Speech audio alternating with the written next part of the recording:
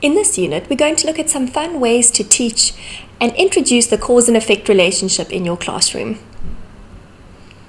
As we mentioned earlier, cause and effect can be a tricky concept to grasp, but these stimulating activities will help your learners catch on quickly.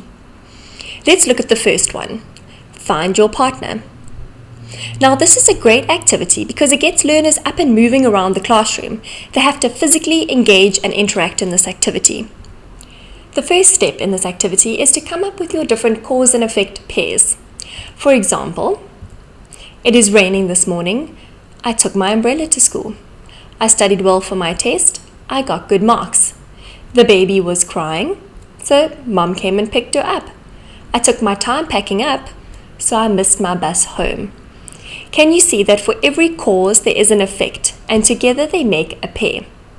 Now, learners will either be given a strip of paper with a cause on it or an effect on it. So your list or your pairs that you've come up with need to be typed and printed out, or they need to be written out by hand and then cut out individually so that either a cause or an effect goes to each learner.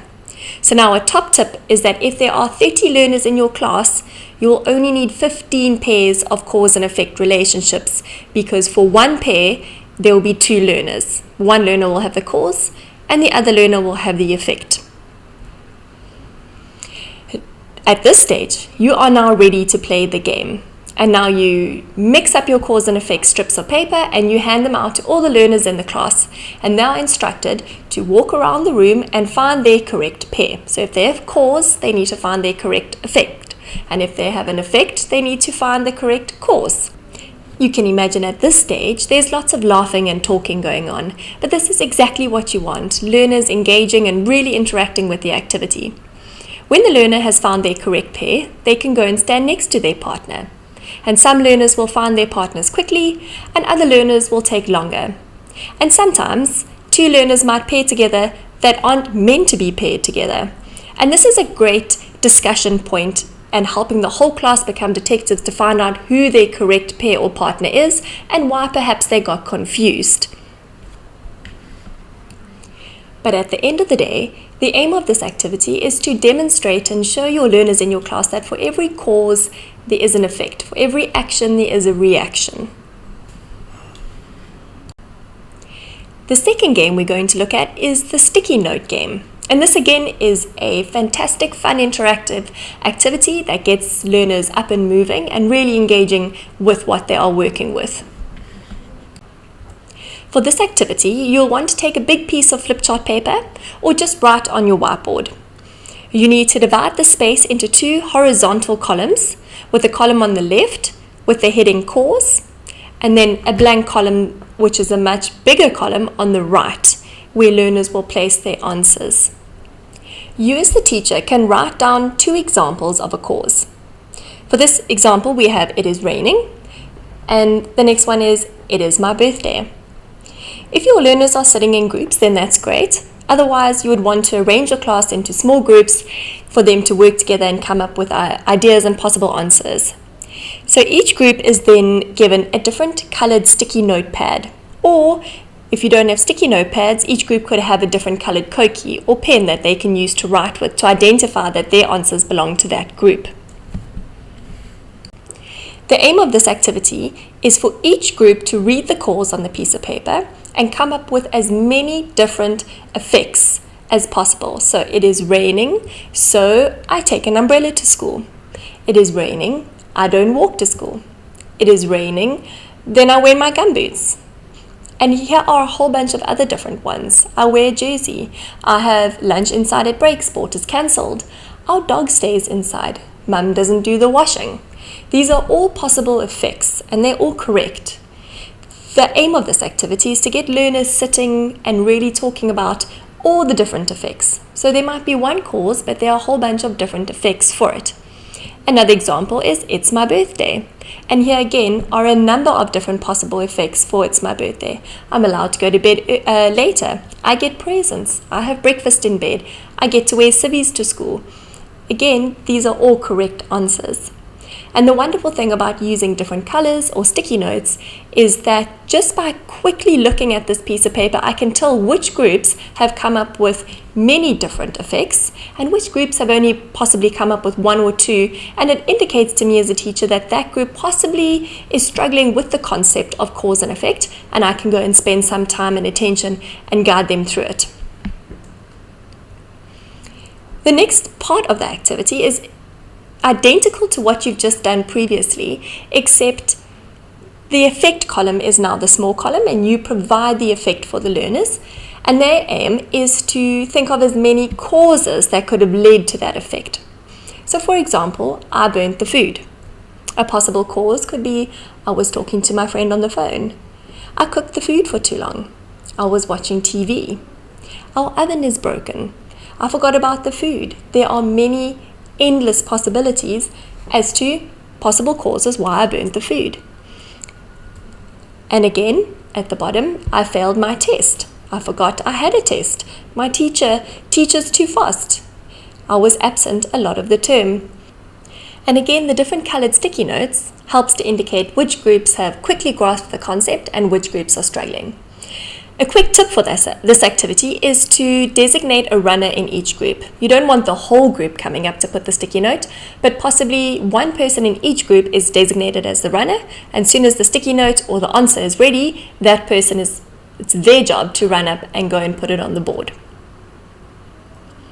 The next activity we're going to look at is the cause and effect paper chain. And what learners love about this activity is it is, again, very interactive, but at the end, there's a beautiful product that helps learners to visually see the cause and effect relationship, which can be hung up and decorated around the classroom.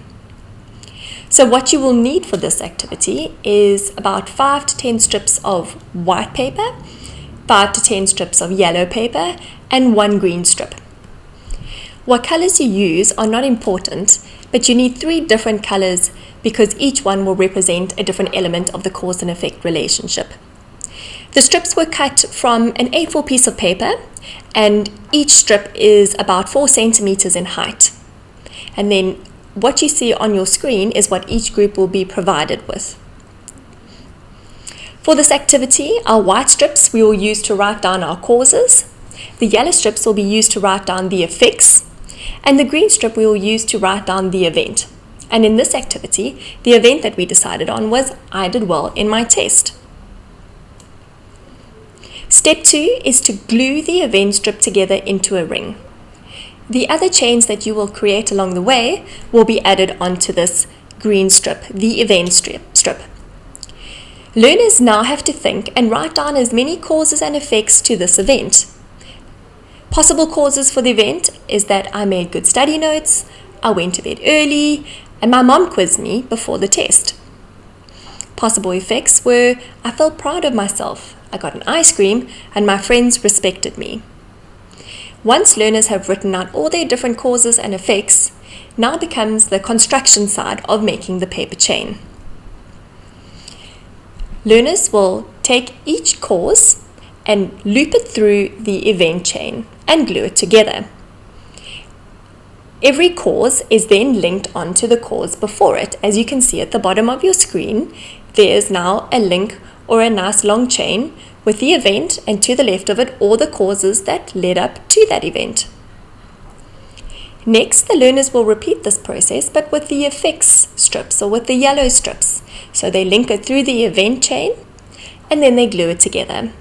And all the different effect strips will then be linked onto one another. As you can see at the bottom of your screen, how the cause and effect strips link all the way up to the event, and then there are all the effects of the event. And again, one person from each group can stand up and hold up their paper chain, and you'll be able to tell which groups really understood the cause and effect relationship because their chains will be much longer than a group that possibly struggled to come up with many different causes and effects. The fourth activity we're going to look at is a cause and effect flipbook. This activity should most likely be done individually, and the instructions to make this flipbook can be found in the downloadable PDF of this course. So if this video goes a bit too fast and you feel you didn't understand these instructions, you may always refer to that PDF. which you feel free to print and download. Now, a flipbook allows learners to flip a piece of paper and see more information inside. And in this case, the causes are going to be on the outside and the effects on the inside of our flipbook. So to start off with, learners can draw different causes and effect pairs in their flipbooks, such as it is raining, and then inside, I use an umbrella. I studied well for my test. I got a good test mark. When reading a story in class, it's another great idea to take your storybook and find different cause and effect relationships, because there will be plenty. And learners can then either write out the cause and the effect in their flipbook, or if their writing ability is poor, they can draw pictures if they feel they would like to express themselves in images and pictures rather. The last activity we're going to look at, and it's not the first time that we've brought this up, is using mind maps. And when it comes to cause and effect relationship, we like to use the crab mind map. It is an extremely useful tool that helps learners to engage with the information and guide them to think at a higher cognitive level. The crab mind map provides support and structure to the learners. This mind map is designed to have the event placed in the middle of the mind map, and the causes to appear on the left and the effects to appear on the right of the event. The mind map doesn't provide the answers to completing the mind map, but it provides a guideline on how the learner should be thinking to find the answers for the mind map. The activities we have looked at are just a few ideas that you can use in your classroom with any subject, and the aim is to expose learners to the cause and effect relationship as much as possible. Here are some other helpful tips that you can use in your classroom, and try and make a habit of using these tips whenever possible. If a learner is late from break, ask them why they were late. What will the effect of them be that they are arriving late to your class? So use everyday scenarios to talk about cause and effect. Push your learners to justify their answers. Get them to engage. It doesn't have to be a debate or an argument. But if they would like to leave early for music or take their socks off because it's hot, ask them to justify why. What would be the effect of them taking their socks off? Possibly it could be that everyone in the class then will ask. So get learners to start thinking in this way and in this pattern of thinking. Make it fun. Use the activities that we've spoken about in this unit. They are fun, engaging, interactive, and you're going to get the participation from the learners, and that's what you want when learners participate in actual experiential learning, more than just trying to force facts on them. Next, remember there is a variety of vocabulary surrounding cause and effect, and try and expose learners to as many different ways of asking about cause and effect or talking about cause and effect. And again, there is a downloadable PDF which will provide you with some of the possible vocab you can use in your classroom. And lastly, use mind maps. They truly are an effective, supportive tool to help learners think at a higher cognitive level. We hope that you've enjoyed this course and that you keep prioritizing your professional development.